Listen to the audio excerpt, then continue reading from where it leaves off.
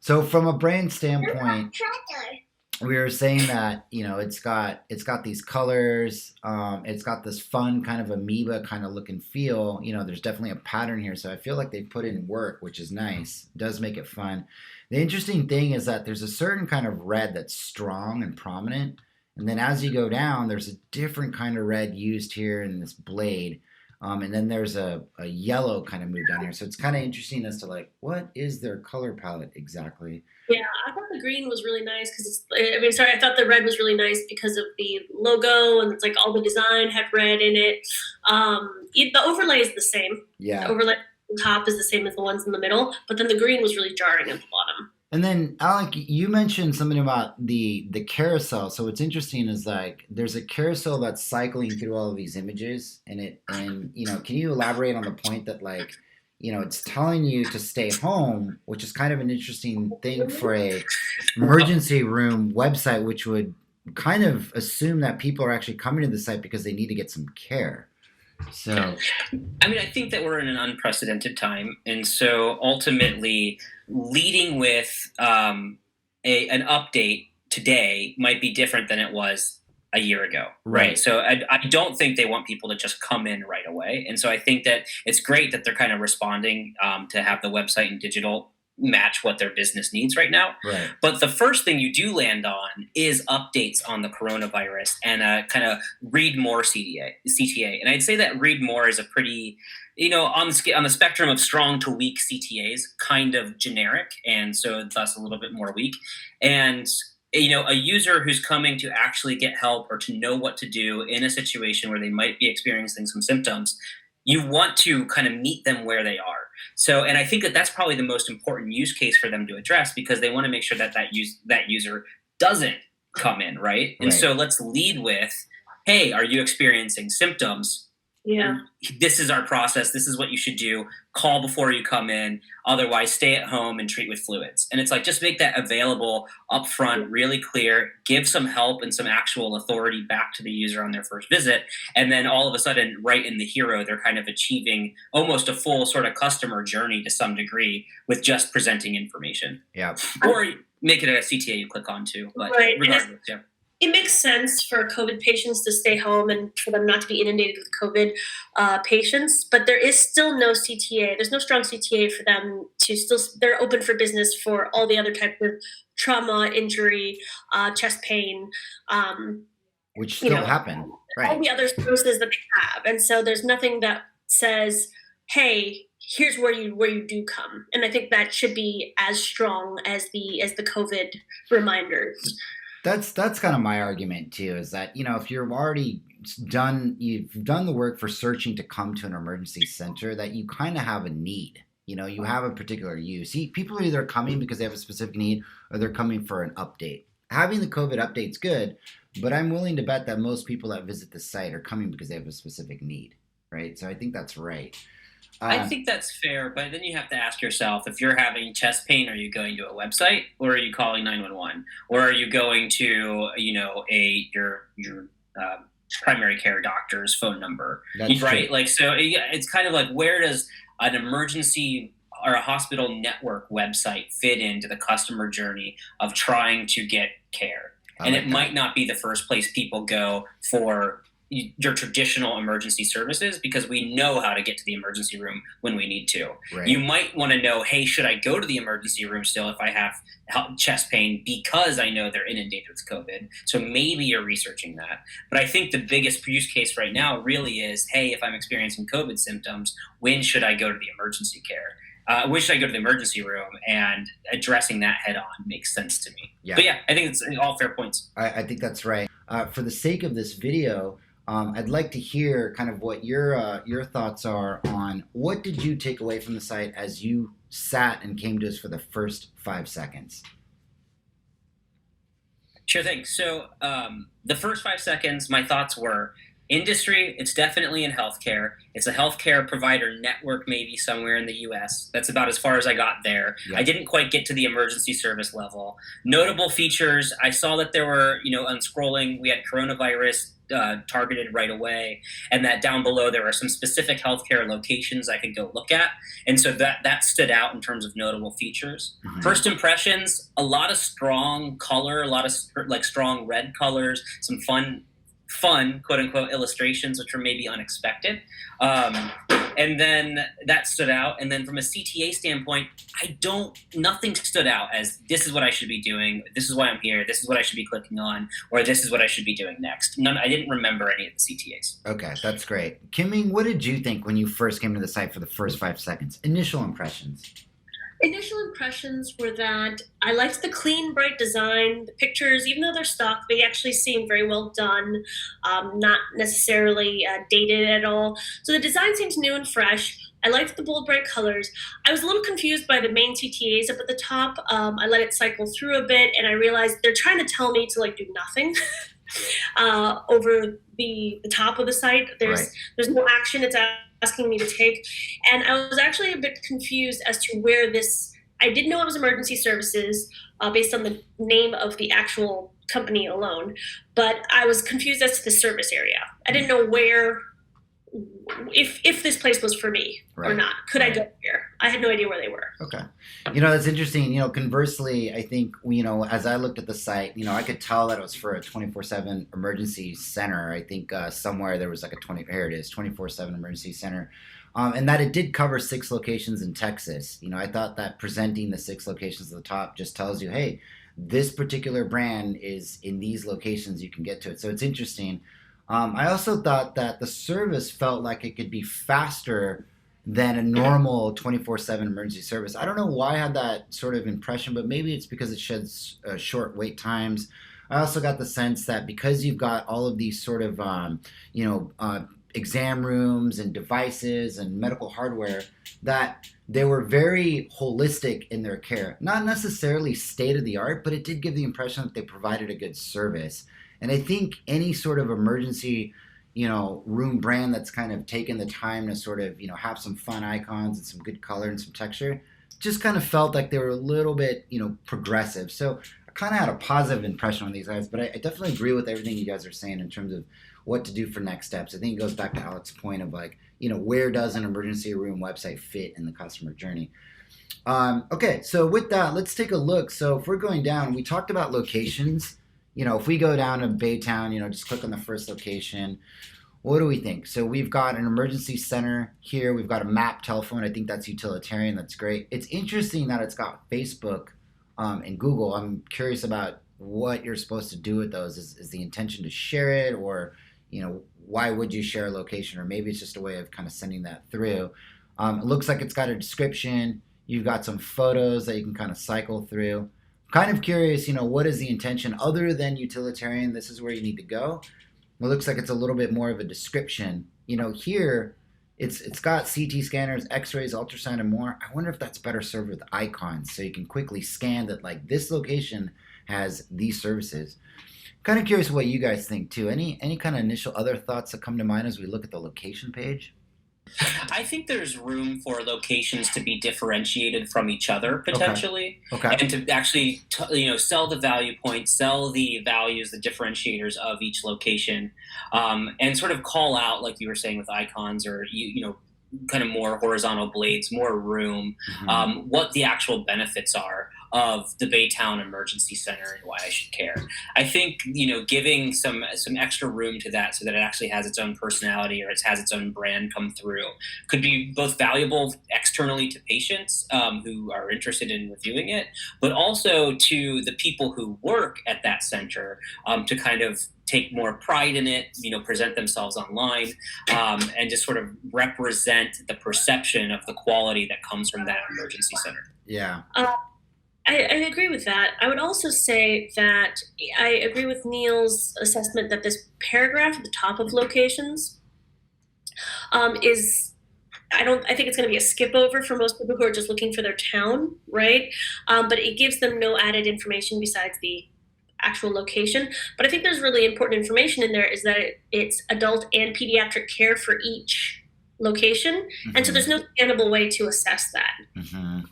And to get reaffirmed and validated that if my child is having an issue, that this is the right place for them to go. It is interesting. They have a pay bill button in here too. It's interesting. And like a review that's been brought in. So that's good from a Google business standpoint. Let's take a look at their services. So from a service standpoint, how do they break it down? Okay, so they've got like an MRI machine.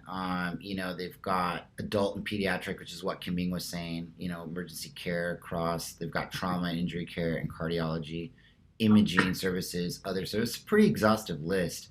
It's interesting. I wonder if the user is literally trying to go down this page and see which things are covered or who these type of service pages are for. Any other thoughts on this page? Well, I think like if you think from a SEO standpoint, having the keywords here is good for each service. But from a modern SEO standpoint, functionality with the keywords is important. And so as a user, I come to this page. What do I do from this page? Right. And it doesn't matter that it has migraines, bronchitis, acute arthritis on it. If a user comes here and doesn't take an action, it doesn't really help from an SEO standpoint as much. And so I would just look at what kind of CTAs or what kind of action or activity or value can this page provide so that you could actually pull a little more SEO value out of all of these keywords on it. Yeah, I love that. I think that's a great astute sort of observation. I also think it's a little bit, it's not user-friendly, the language, right? So there's a lot of medical jargon on here, which is like true, it makes sense, but tachycardia, I don't know what that is. Right. And if I was having a tachycardiac issue, like how would I know that? Right. Yeah. And so asthma and wheezing makes sense because they put wheezing next to asthma in case someone doesn't know the term. If you put skin rashes instead of dermatological, I think there could just be some evening out of the language so that you can understand all the things you could be all of the things that you could be experiencing and come in. So for instance, there's blood clots. I don't know if people know if they've never had a blood clot that they're experiencing a blood clot, right? So that's a really common term. What's my cue? How do I know that I need to even seek care for whatever I'm experiencing, right? And how can you explain that to me? It's interesting. Like, I think you're right. What is the next action step? I guess from a perception standpoint, man, these guys cover a lot of different emergencies. Probably the initial point of this page, and maybe that's probably what it was. Let's move over to bill pay. Bill pay is a huge area. They obviously had a bill pay on the location. It looks like here's by location as well. They're reiterating that. And I think, if you're going to go in and pay a bill, it's interesting to think that you would pay a bill directly with the emergency center. I would have thought that the bill would have been paid, through insurance. Usually there's a lot of insurance coverage. So I'm kind of curious how that works. Looks like they've got a whole bill pay sort of system in here where you've got to log in. Okay. And that's by Imagine Pay. Okay. So that's kind of interesting. It's a third-party company that lets you pay it quickly. We'll go back on this. Let's go back to the site. Yeah, that's another thing we see with a lot of integrations. Like, hey, I'm leaving your website ecosystem to go to Imagine Pay's ecosystem. How can we actually make that experience a little more seamless so that you can easily get back? Even just opening up that Imagine Pay in another tab instead of actually directing your way over there could help. I'm also noticing, it looks like the facilities are actually quite beautiful. They're very clean, good sort of architectural photography. I think they're kind of missing the opportunity to have a little bit of motion in there. I don't know. That might just be me, but I feel like the site in general, in today's standards, is a little bit on the static side. And even before motion, just blowing that up a little bit would be helpful too. You know what? That's true. That's a very good point. Like actually getting into the photo more, right? Larger real estate. Yeah, like kind of edge to edge. Yeah, that makes sense. The design of these subsequent pages is a little blocky and a little bit. It's a little bit. I will say, it's not arresting. The design is not arresting in any way. It's not. It's not. It's clean, but it's a little dated. Yeah. It looks like they've got videos. I like that they kind of called out the most key quote from the video. I think that's kind of cool. I'm curious who watches these types of videos and why.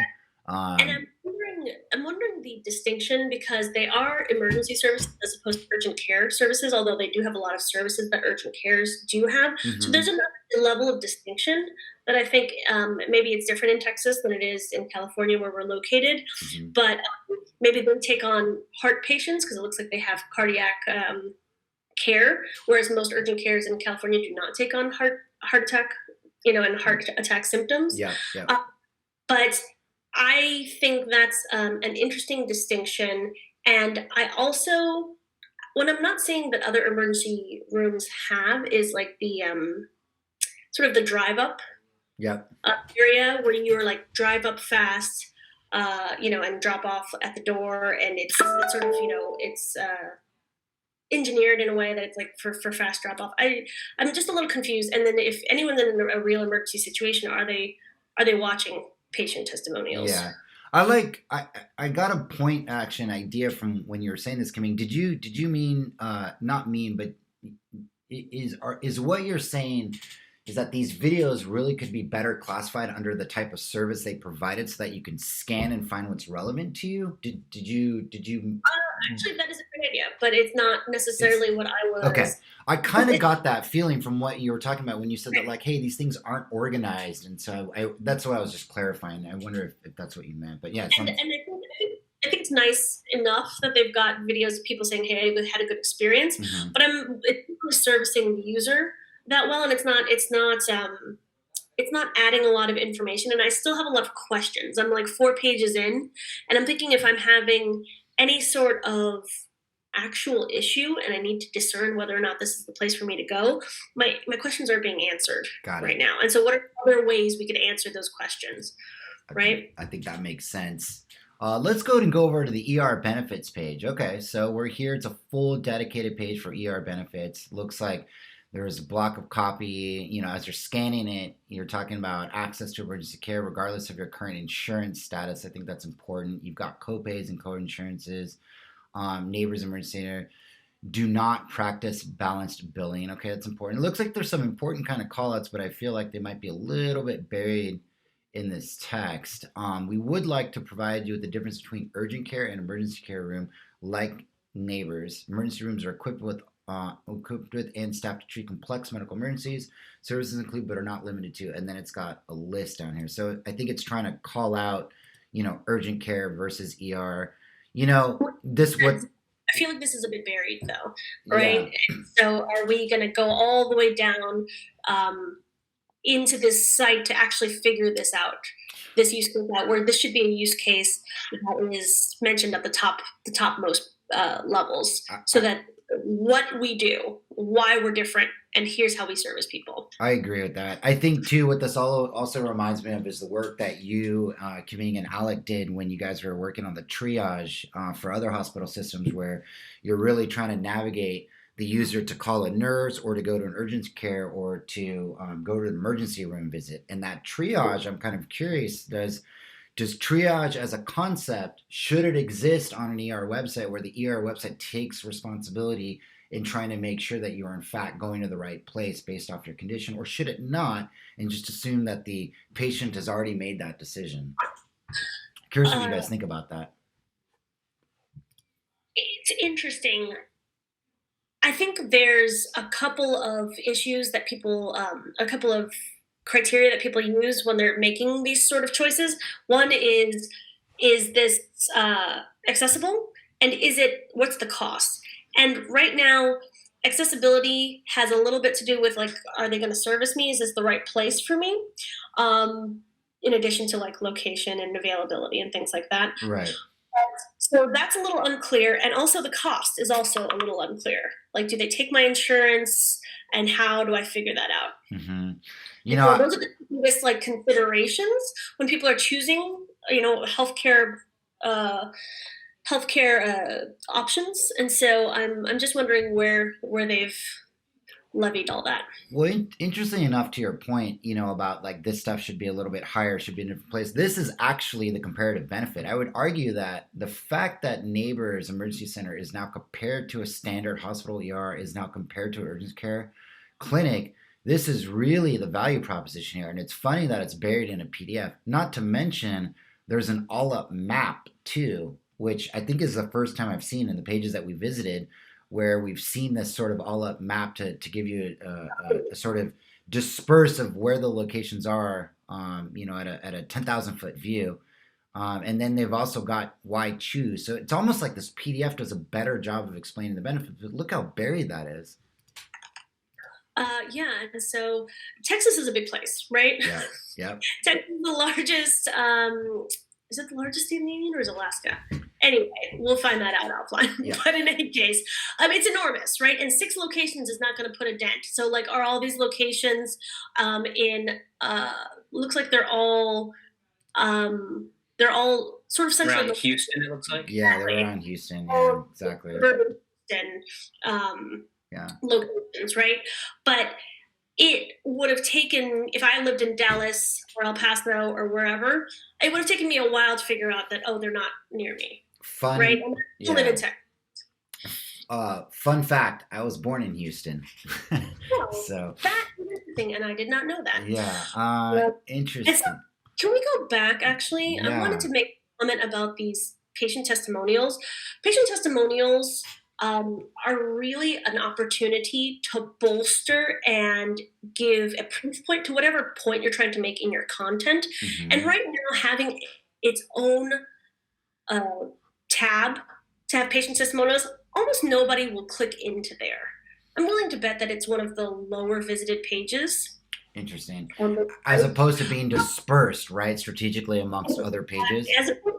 as opposed to any testimonial being placed contextually next to a point about excellent service, next to a point about the breadth of services, right? And having these people talk about, yes, I got great service for this rare thing that I was having. I got amazing middle of the night service for my child, and that really bolsters whatever it is, the service level or the type of service you're talking about. But when it's buried in a video and in a patient testimonial thing, people aren't necessarily looking for that. They're not. The user is not necessarily looking for patient testimonials, but they're a really good opportunity to bolster whatever information people are looking for. And you can maximize the discoverability of it by placing it throughout the rest of the experience, as opposed to consolidating it in one spot. Yeah, precisely. So really putting it to work for you. That sounds good. So just, in the few minutes that we have left, just checking out their contact. I think it's good. It's interesting how the fields kind of get lost in the page a little bit here. So I think the design-wise, it probably would have suggested calling out the input fields a little bit more. Looks like they've got a blog too. I'm curious what this blog looks like. Health and Wellness News from Neighbors. You've got a posting from April 7th. That's pretty recent. So good job on that. Looks like they're doing about, pretty frequent posts. March 25th, 24th. There's a decent content play happening here. They've got some fun kind of illustrations to mark out the sort of content. Yeah, it looks like. Is there subscription or any sort of newsletter to kind of get alerted to blog releases?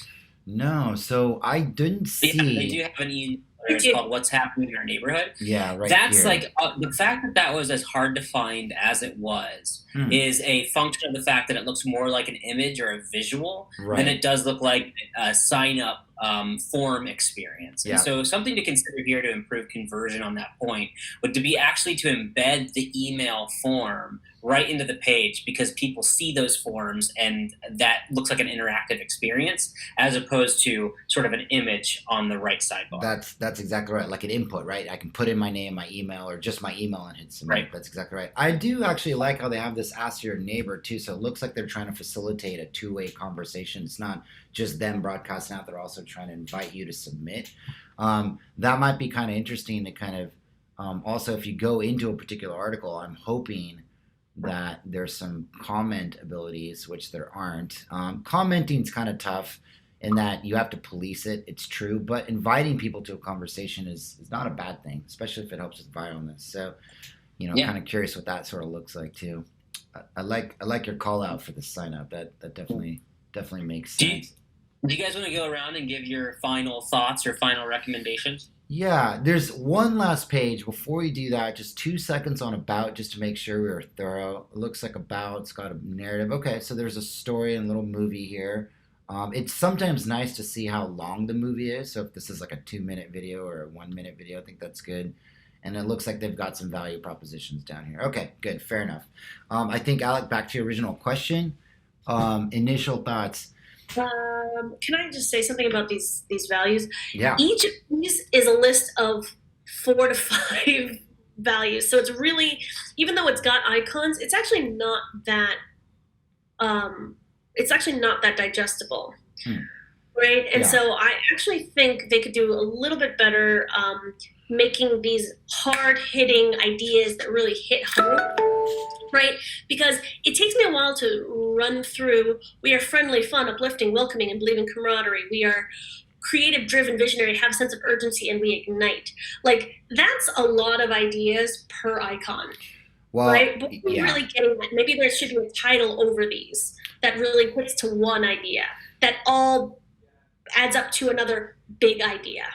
What I thought you were going to say, Kim, given your sort of expertise in sort of brand strategy and value creation or value proposition creation too, or just values in general, is that I thought you were going to say that these are pretty generic. Because as I was reading these, I'm not sure if these are values for an emergency room. They could even be values for us as a design agency, completely different business. It's interesting. It's like, it's not that they're generic. Maybe they're all right. Maybe they're all true.